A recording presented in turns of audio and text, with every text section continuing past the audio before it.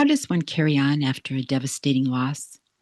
I'm Kate Jones, here with three good humored and joy filled women who learned the hard way how to answer that question and are sharing with you how they've survived and thrived.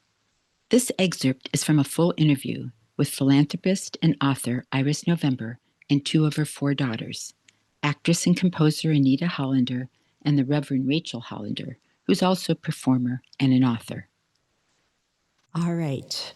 We were talking about loss. You shared some wisdom from your friend Jimmy, who did pass on.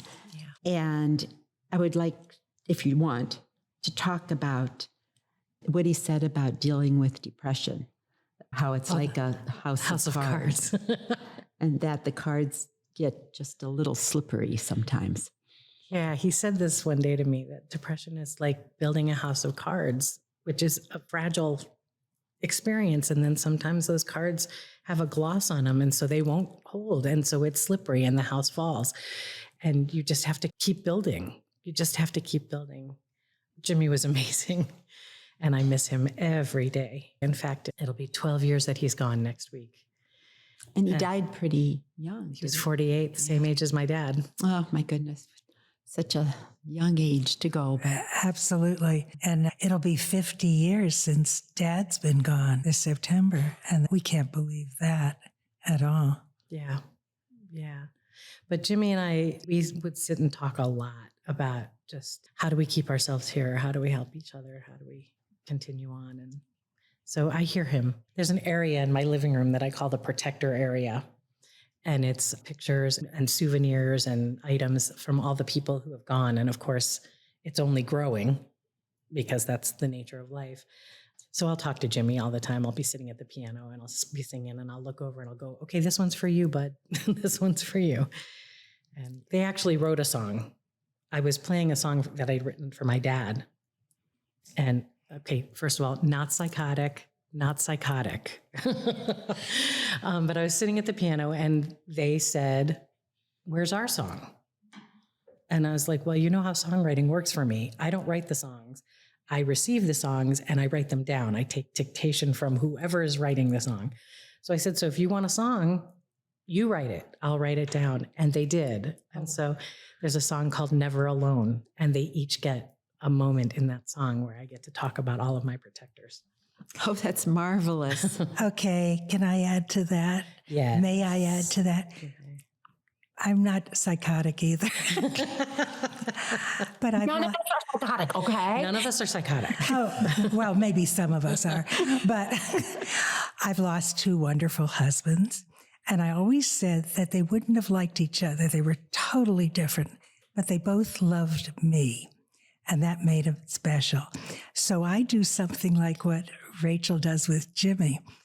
I imagine both of them sitting at a card table up there, barely talking to each other. But if I fall or if I can't find something, one says to the other, okay, you take this one, I'll take the next. And by God, I find what I'm looking for. In fact, I just found my bracelet the other day. I had lost it.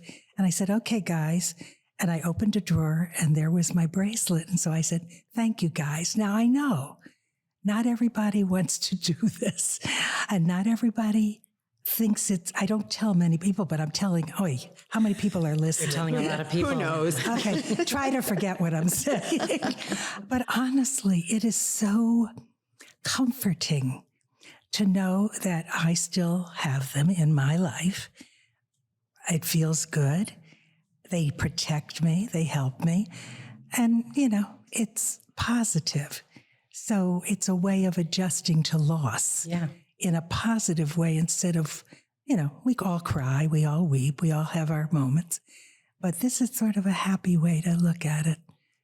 I wanted to share with you, Kate, that the joke about psychosis, I don't mean to belittle psychosis. Like, please know that I'm not making fun of anyone.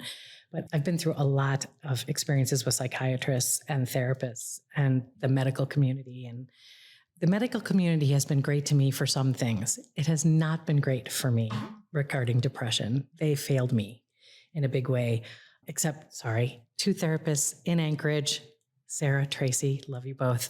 However, one of the lessons that I learned was ever since I was very little, I have talked to God, not the big man in the sky with a lightning bolt, just the essence. And I've always had an ongoing conversation. And then, my dad passed when I was 12. So I spent a lot of time talking with him. And now I talk with Jimmy and Carl, Amy, Michael, everybody. What I learned was when I would go for a psychiatric assessment, they would say, "Do you hear voices?" And I would just smile and say, "Nope." Because I learned early on to say no. Because when I said yes, at one point I said, "Yes, I hear the voice of God." And I was put on an antipsychotic drug. And I'm like, "No, you don't hear the voice of God? Doesn't everybody hear?" Like, it wasn't a thing. It wasn't an illness. It wasn't a defect. So now, do you hear voices? Absolutely not. Because they don't get it. They don't get it. I think in professional capacities, people kind of divorce themselves so often from that spiritual Yes. realm. And my goodness, it's the way to get through so much. And that is what I want to talk about right now.